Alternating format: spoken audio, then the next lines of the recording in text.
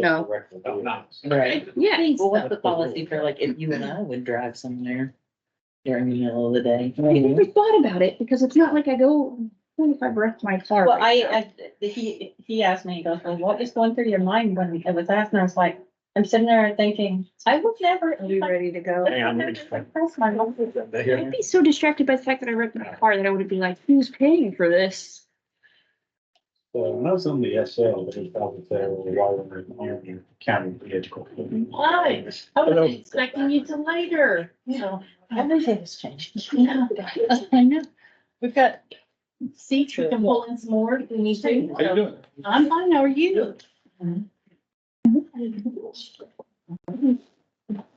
would have worked if we had one more. Oh, okay. The restrooms. Is there another chair back there? Do we Yeah, need? yes. We've got Thank you. another one there, okay.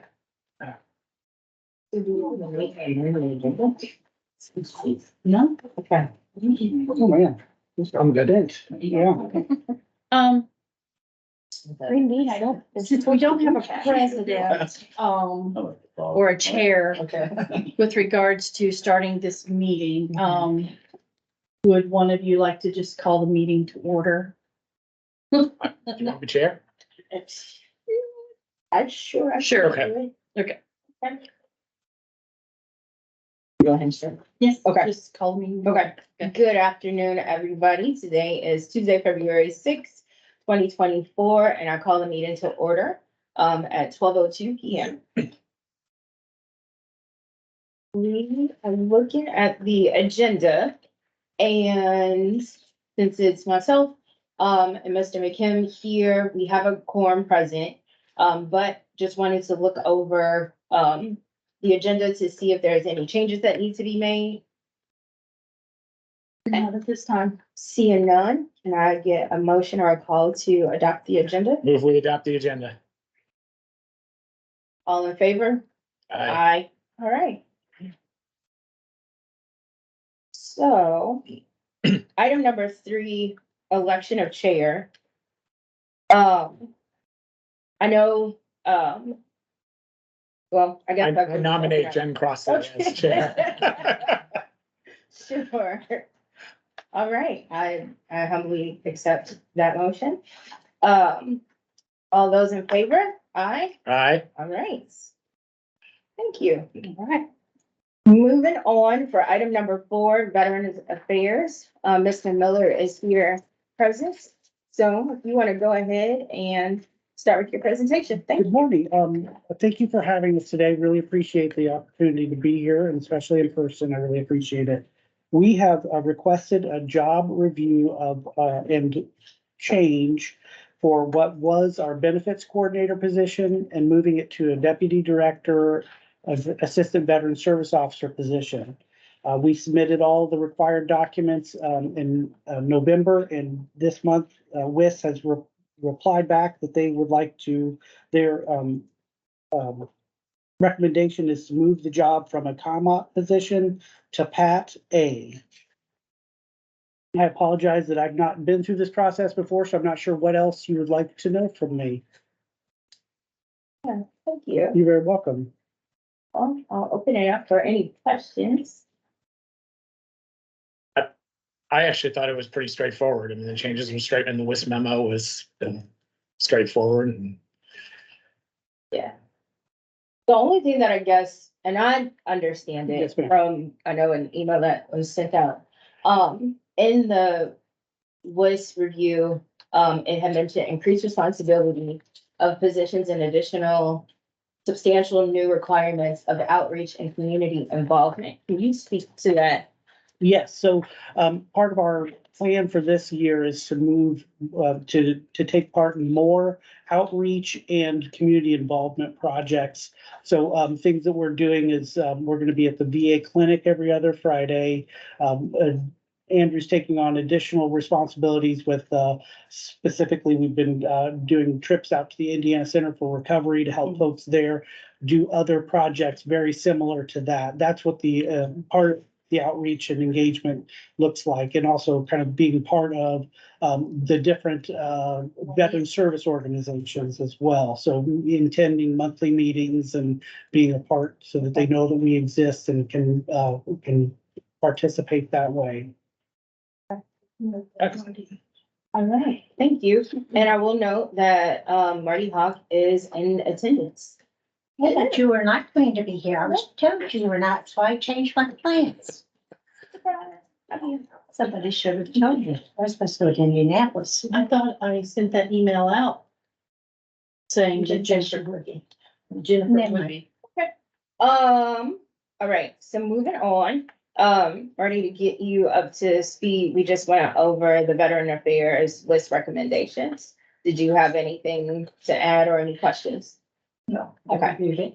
So I move we forward the Veterans Deputy Director, Assistant Veteran Service Officer position to the council with the WIS recommendation and with our support. Second? And then all those in favor of the motion, say aye. Aye. Aye. All right. Thank you. Thank you. I had one additional question. I apologize. It probably was out of turn here. When we initially sent this, we requested to move to 40 hours as well. Is that an additional step in the process that we'll have to deal with later, or? This item will then go to the county council and you'll make that request during the council Oh. because that's a fiscal. Understood. Thank you very much. I appreciate that. And just to know, we normally put it on the next council meeting. Okay. So is the February 13th meeting Absolutely. good for you to attend? Absolutely. Right. Anything else? No, ma'am. Thank All you right. very much. Thank you. Appreciate your time. Appreciate it. Thank you. So much. All right. Thank you. Oh, thank you. Thank you. Thank you. Moving on, we have the Health Department, Miss Lori Kelly, for review of the list recommendations. I know we got those here, so if you just wanted to go over that. You'll get a couple of extra chairs here. So Thank you very much. Thank you. thank you. Is she prepared to? Just. Oh, just 'cause I think the health officer was gonna be late. So I think that, we've had a discussion and the consensus is we would like to not move forward with the updated job description edits, based upon the feedback provided from WIS. And we are looking for some direction on the next path forward.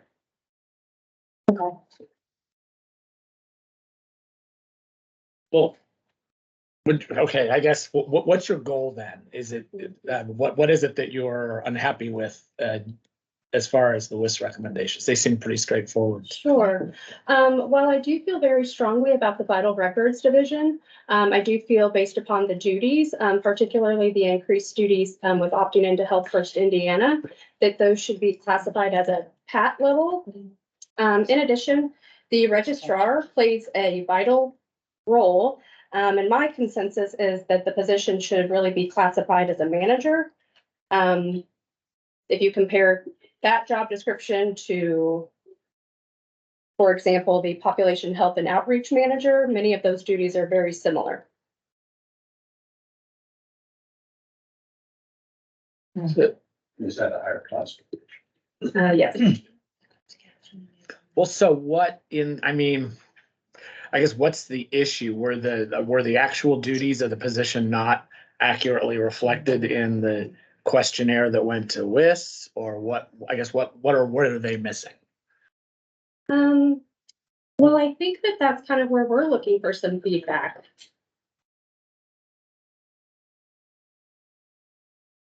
I mean, in general, it seems that particularly in moving from Comet to PAT, that tends to be predicated on independence of decision making and qualifications required for the position. I mean, are there some like degree requirements or something that's not accurately reflected in here? And then there's some independence of decision making that's not accurately reflected.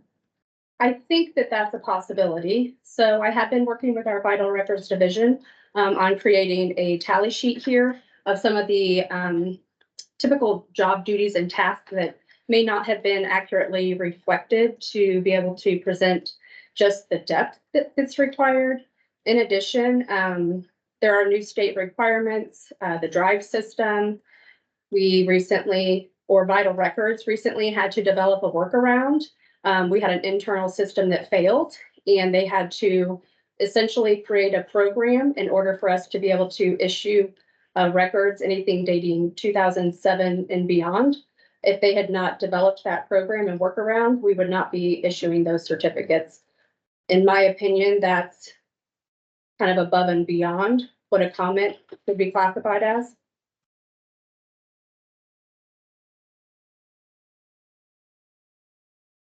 I yield to others. Okay. I think my questions were answered. Could I ask you, is this, are you now describing the position where it had updates as of February 1? The updates that which one are you? I saw one where there was a lot of lines drawn through and different job descriptions entered as of February 1. And so the rest of them looked as if you hadn't requested a change. So are you asking for all of them to go back for review, or just the one, or what's your choice? So I think that given the job descriptions can't be reviewed again for a year, we feel that if we were to push some of them through and then move forward with creating new positions, and it could potentially cause restructuring, that then we would not be able to update those, which then could affect essentially both new positions that we would like to request and current positions.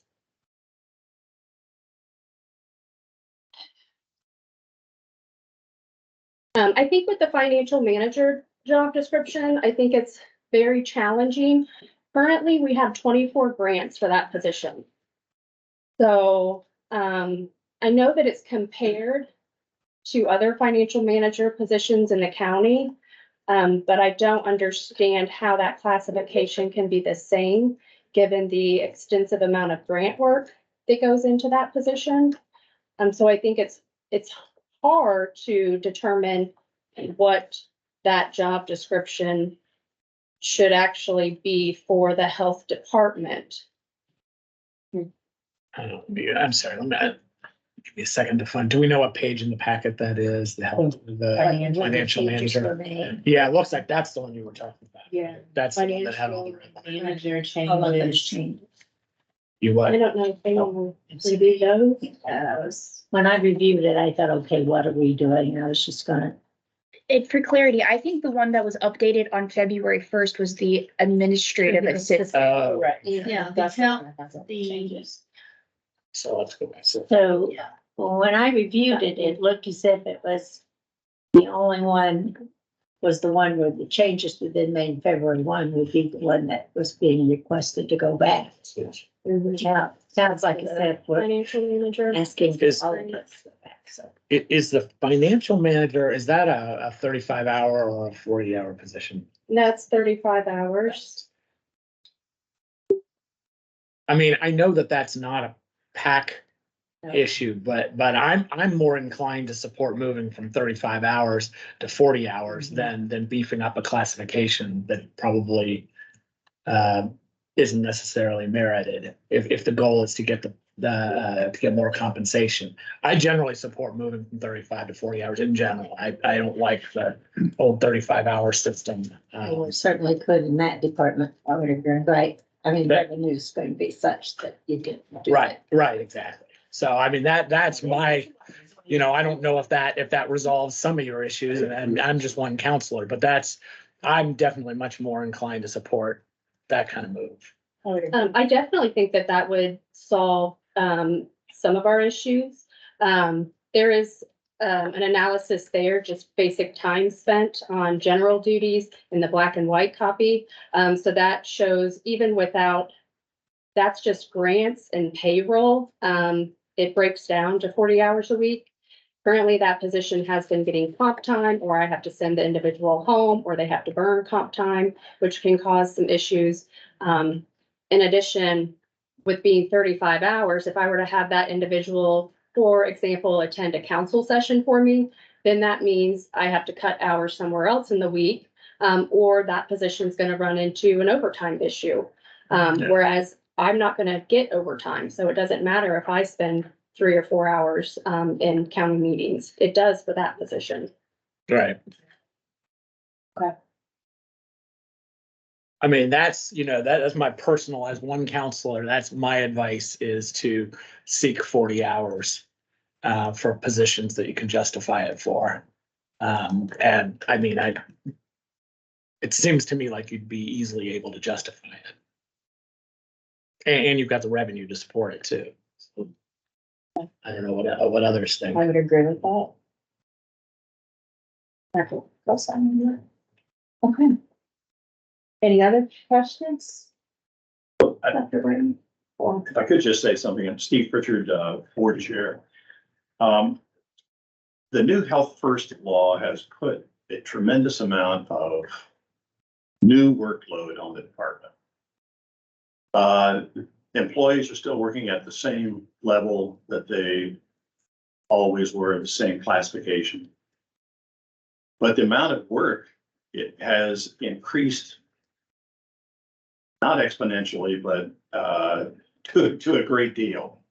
We have over 221 reporting criteria that we now have for this new law that we have to report to the state. That's a state issue, not necessarily locally, but it still is work that has to be done in the department.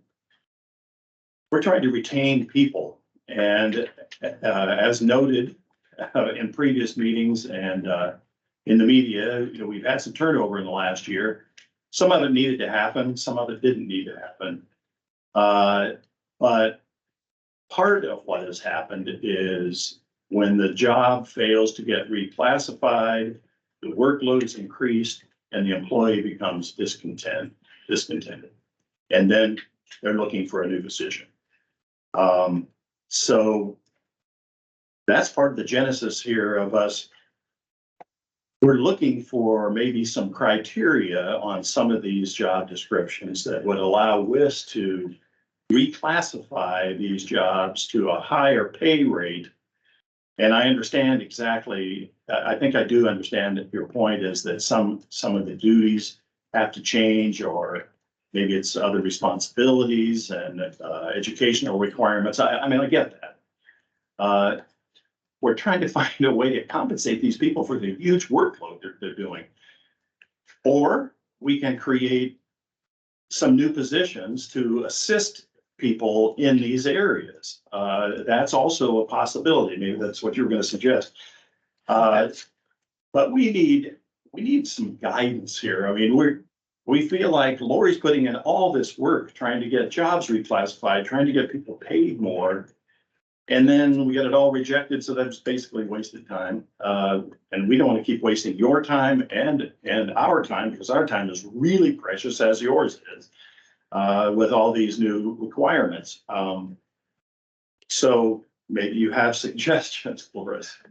What I was going to suggest, and I think it's what Jeff had alluded to, is when WIS looks at something, they look at the response. It's not like the amount of work. Right. Because they just say, just hire more, don't be paying overtime, don't be doing, hire more people. That's how it's classified. And to get it changed, and if you believe there's a need for a change for that classification, it really is going to have to be, they are responsible for decision making or something of the sort. And you'll be able to review that. And believe me, I feel your pain. I've been through this with another department licensed for 6 months. I don't want you guys to have to go through that. And so I'm open to suggestions from. Aye. And Mr. Britton has it.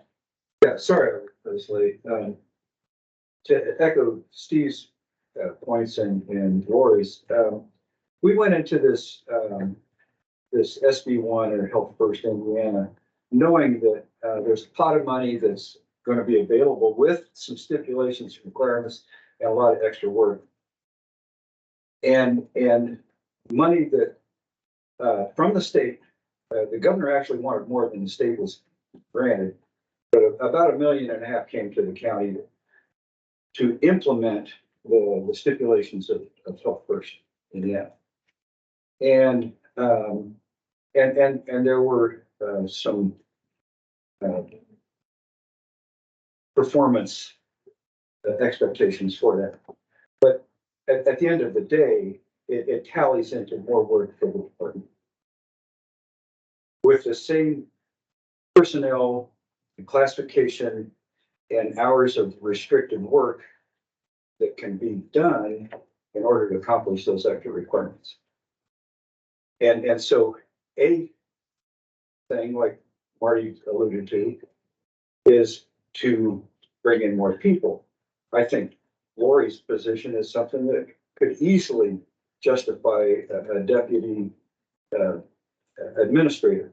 Yes. And relieve her of doing some of the busy work that doesn't require her level of expertise to do.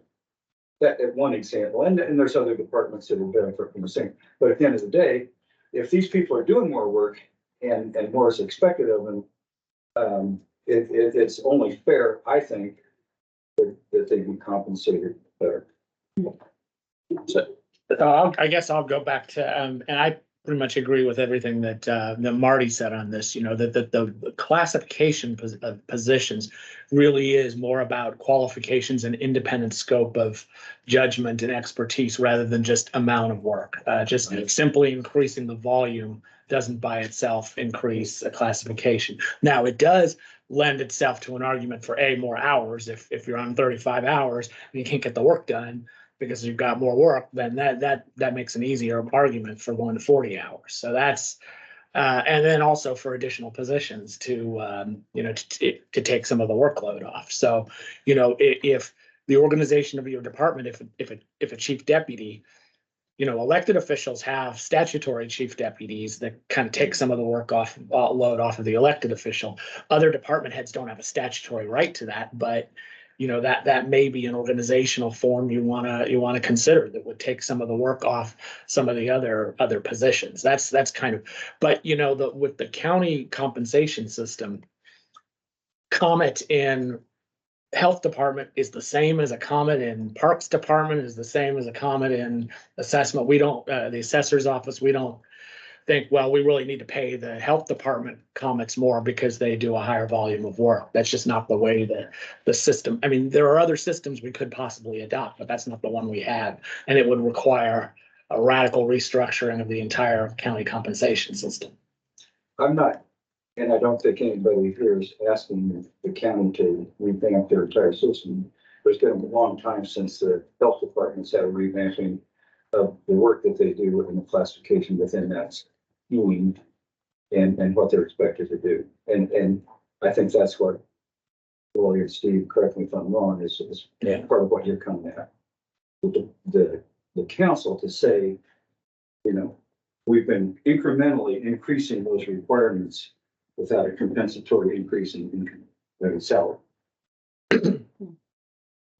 I mean, are there more responsibilities that could be consolidated together that could maybe get one position upgraded and then add another position to backfill all the business, the quote unquote busy work? I think that was the term that one of you used. But the other thing, I might suggest is, I know the rule is you're only supposed to come back like once a year. However, this is a situation where your department is in flux. It is a major change for how that operates, different from the rest of the county, although we're in flux in all departments, but even more so. I mean, we've been waiting to see what would happen. And maybe you really don't know right now. You've not had it or lived it long enough, and there's going to be changes. And so I would suggest that we might be open to hearing and not forcing you to wait an entire year. Once you've got it figured out exactly how it should work and best work.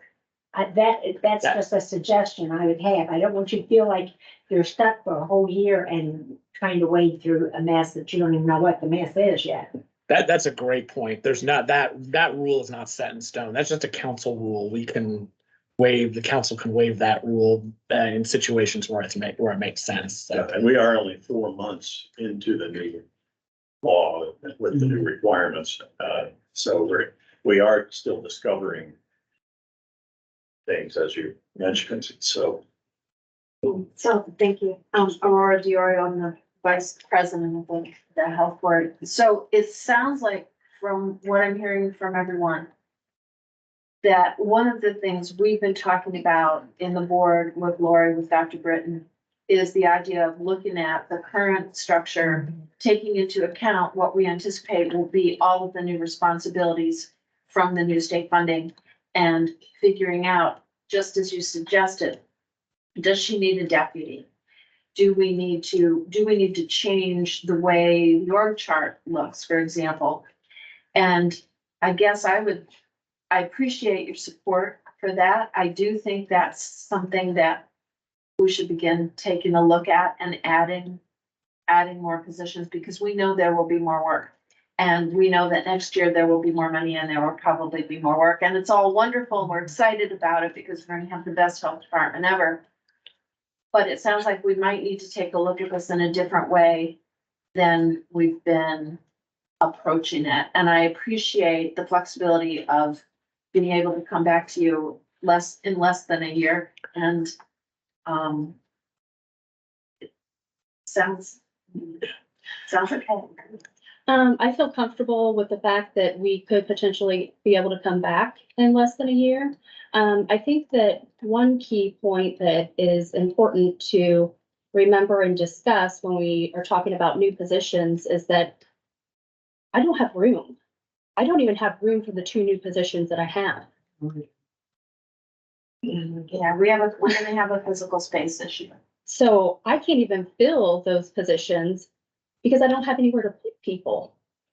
So kind of creating more additional positions is not going to help me because I don't have anywhere to put them. And there is a thought of too many cooks in the kitchen, so to say, in some areas too, that then you have so many people kind of working on some of those. I mean, how do you divide up some of those things? And if I don't have anywhere to keep divisions working together, then that also causes, fragmented workflows. I'm really stuck right now with what I'm even going to do with these 2 new positions that I actually need. I need people filling those services, and I don't have a physical location for them. are you talking with the commissioners about, because I mean, the commissioners have Yes. 100% control over space. Yes, and I know that there's an option at Showers, but I also don't want to make people move that don't want to move. And so then that's, what do we do? And if we have a larger section, are we going to move 2 or 3 people to one area?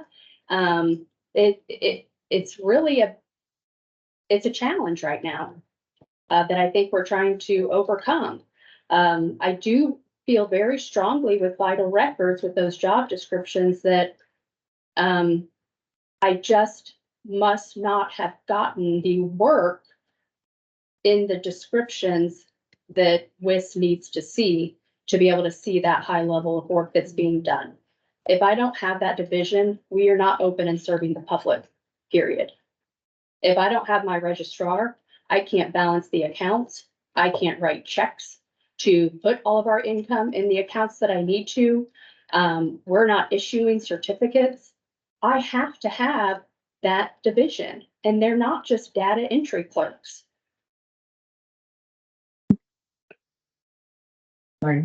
If you should end up with a deputy director or whatever kind of title we got, it would be important for that person to learn how to write the job descriptions.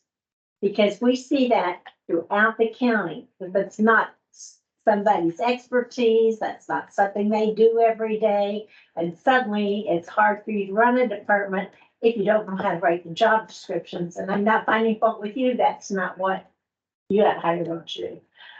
But I think that is something that has to happen. The other thing is this, we know that that health building is where you have to be because we can't use that health building for anything. I mean, that doesn't actually belong to us without the largest, how we upcoming got that building. So somehow or the other, there's more square foot there in that building than what your office is using.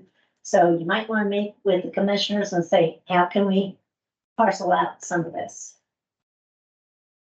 Because that's not our job. There is, I mean, I know that's, yeah, like Marty said, that's not our, within our responsibility, but isn't there some upstairs space that's now available that didn't used to be? Yes, and I do have employees who would move up there if it's, there's some abatement, some lead issues that need to be taken care of and some cleaning up and painting. But I do have some who said that they would be willing to go up and use that space if it was cleaned up. Well, yeah, I would urge you to talk to the commissioners about that one.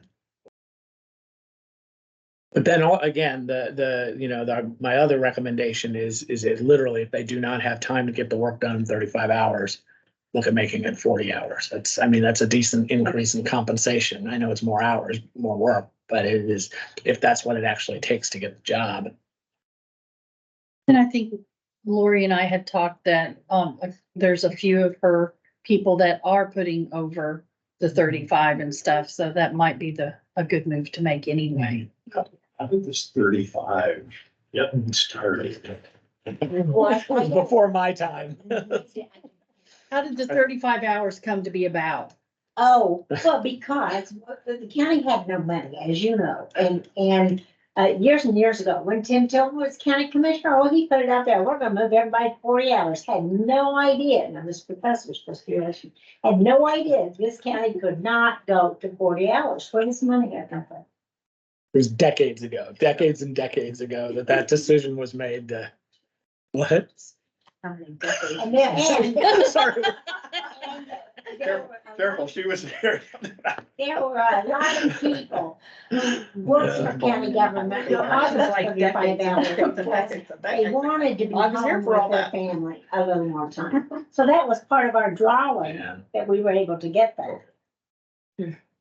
But nowadays it doesn't, with a lot of departments, we were seeing it just doesn't give enough hours to get the job done. And people with, younger people with student loans and that sort of thing don't, they care about the total amount of compensation. That 5 hours doesn't benefit them so much.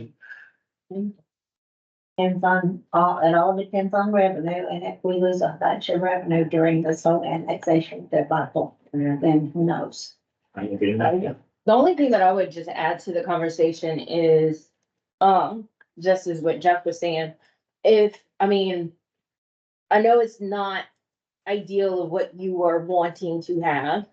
But if there is a way to do something now where we can get those hours increased from 35 to 40, I would say we could go for it, and do so, as soon as possible. I know that's not like everything that is wanted, but it could help with a lot of different things. And I get the whole idea of having comp time, having a flex time, and how that can affect office, and that also affects staff, which also affects what you can do. It's a trickle down effect. I get that. I work in an office where that happens all the time.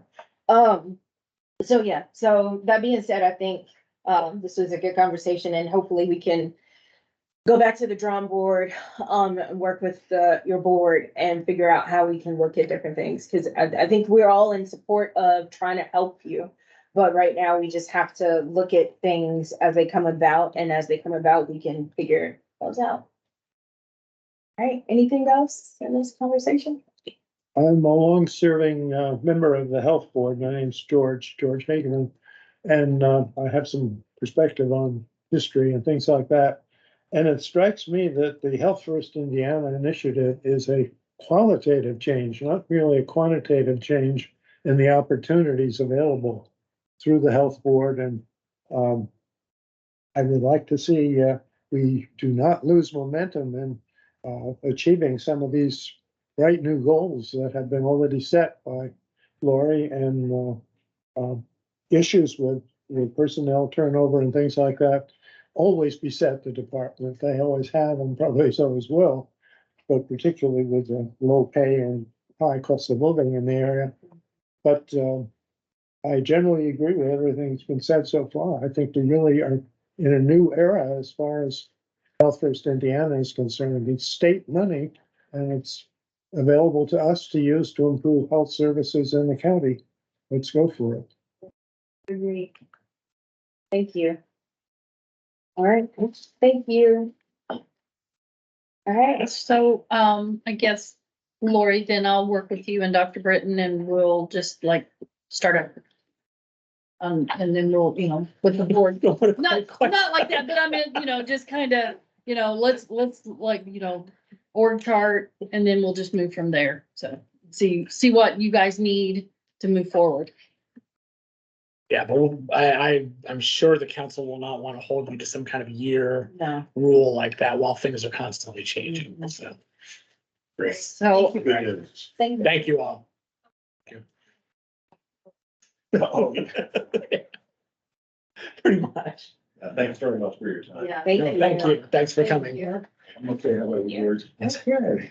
Thank you for All right. That's impressive to have so many board members here in fact. No, right, that's the reason I wanted to wait for Clark to get here. I know that. But thank you. he requested it. No, thank you. All right. Moving on to item number 6 for the highway department, is Lisa Ridge. Hello. Hello. So we have some open positions. We've maintained our mechanic position open since fleet changed. And then we continuously have truck driver positions open. We used to have labor positions in the department and for some reason years past, they did away with those.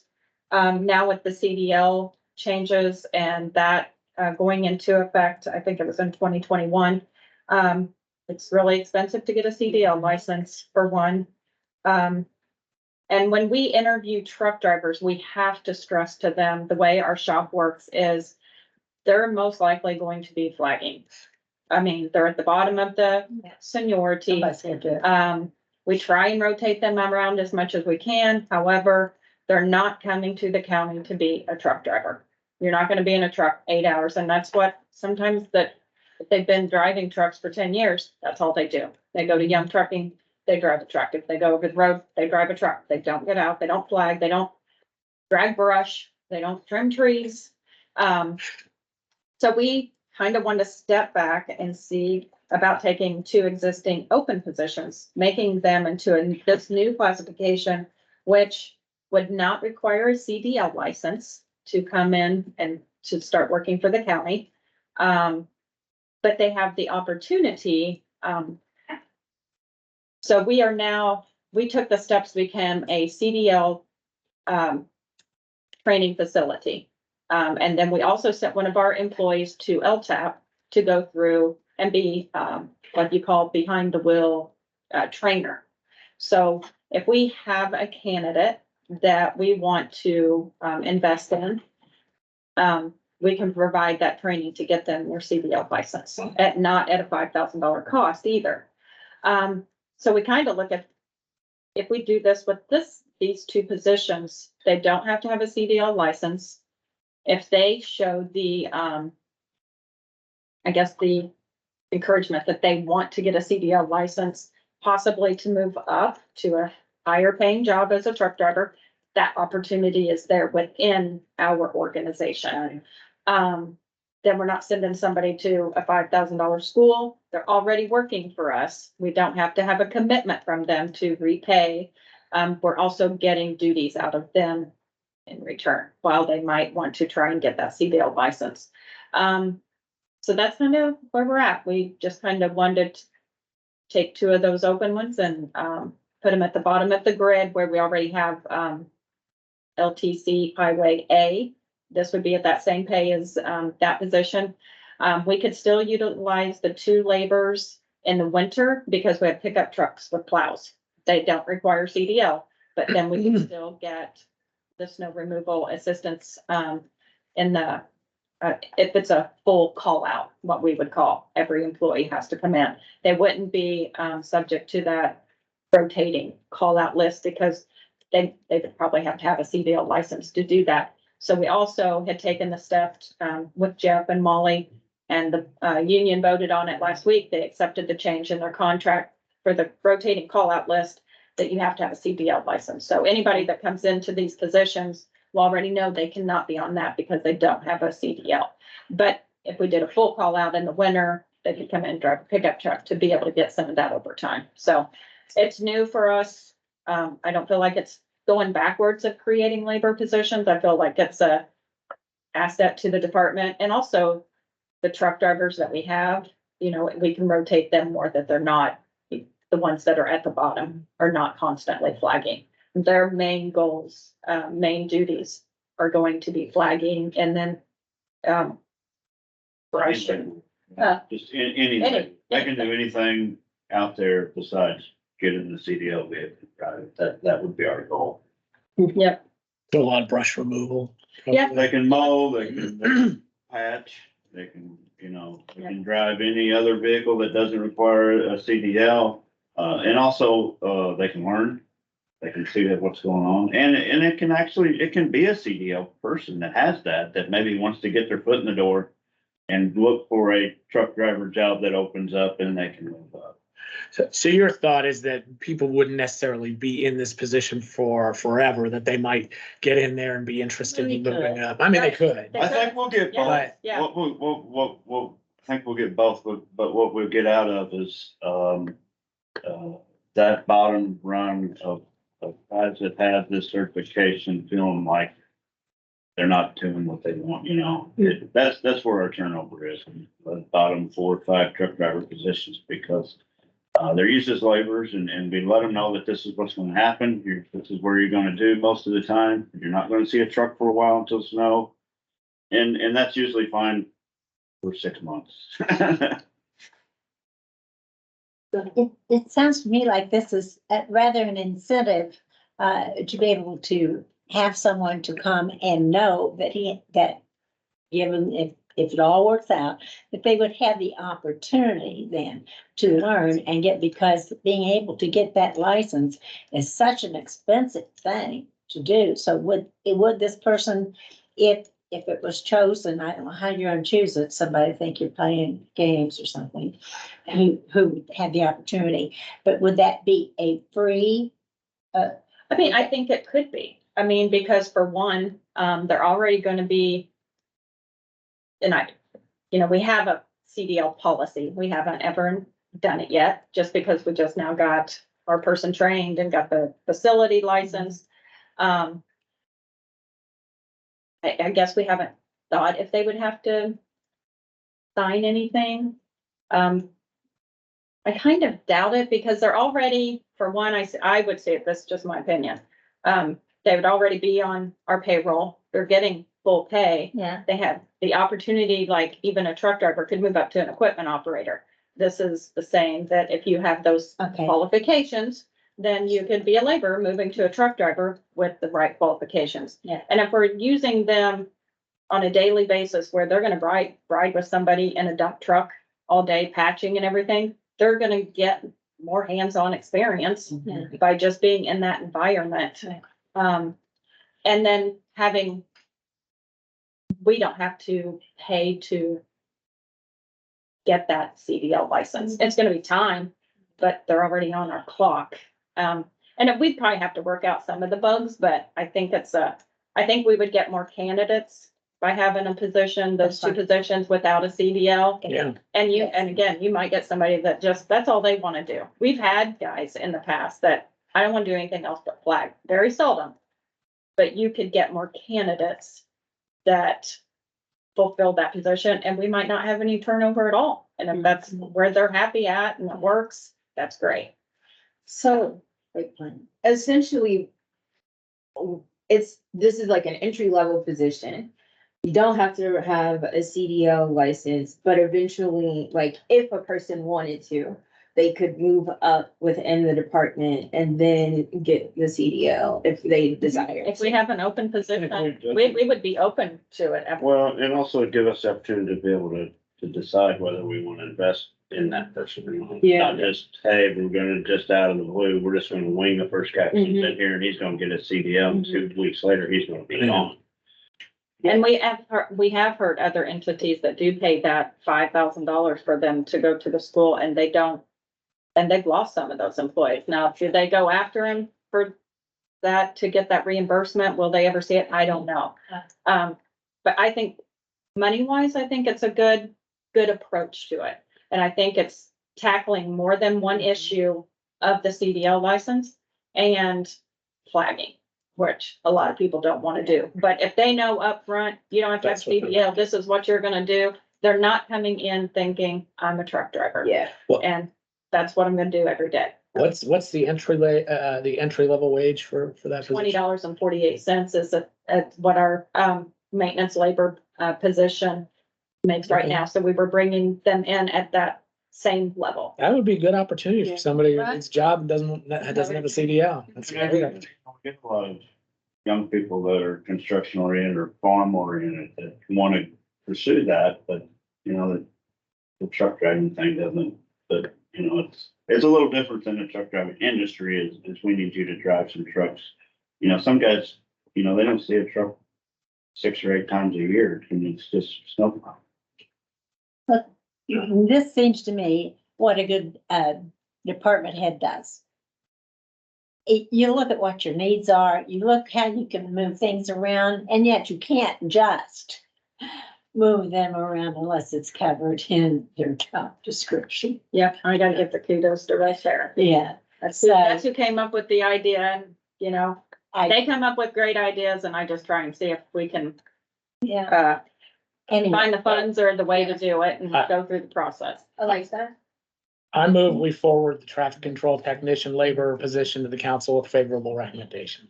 Did So you have to go go to to WIS? Oh, sorry to win, sorry. to win. Sorry, to WIS for classification. I was ready to move it.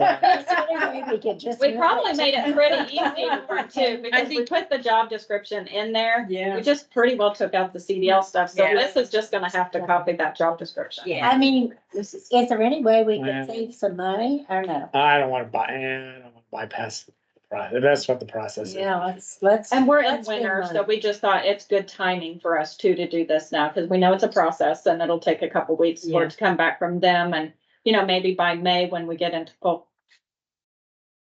Well, are you guys laughing at me for something? No. Full construction season. Then, we could have a couple people on board, so. Nice. All right. Do we need to restate that motion? For it to WIS for classification. Second. All right, all those in favor? Aye. And we're moving into WIS. Thank All right, thank you. And then the next up and last part of the agenda is the approval of November 7th, 2023 minutes. Did anybody see any changes that need to be made? Move we approve minutes. Second, all those in favor? Aye.